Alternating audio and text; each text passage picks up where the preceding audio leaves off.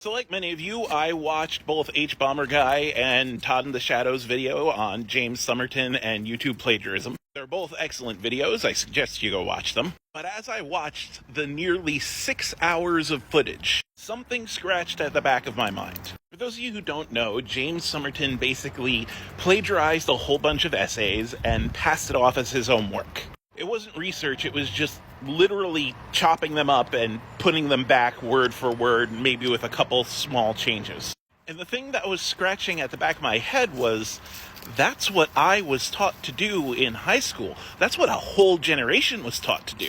In fact, doing your own interpretation and stating your own opinions based on your own evidence was many times frowned upon. And your grade was just based on how many direct quotes you got. In fact, I remember one time in high school, I wrote a complete nonsense paper, but included well over the minimum amount of quotes, and I got an A. The teacher wasn't even reading my paper. But when I got to college, I had to unlearn that shit.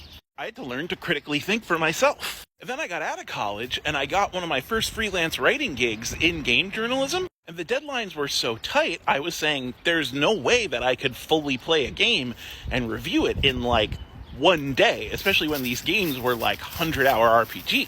And my editor straight up told me, play a little bit and then copy someone else's work. And I was not comfortable with that, and I got fired. But I know a bunch of other people on the team were doing that. And that's because quality of content didn't matter as much as quantity did.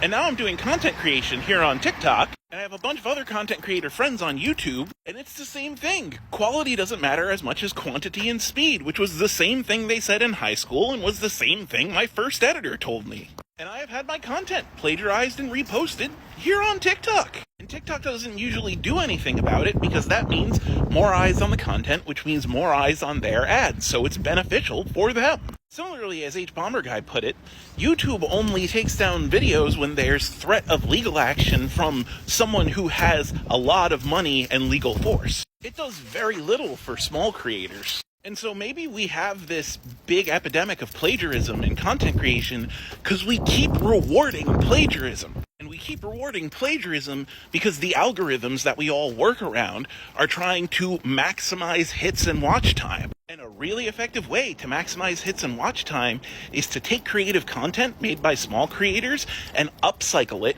to people who have bigger fan bases, even if they didn't do the work. Because people like James Somerton will always put out more content quicker than someone who's doing their own research, which means he'll have a bigger fan base, which means he'll make more money, which means he's getting rewarded for plagiarism. And it feels like nearly every aspect of our society is telling us that's okay until we actually talk about it and say it's not okay.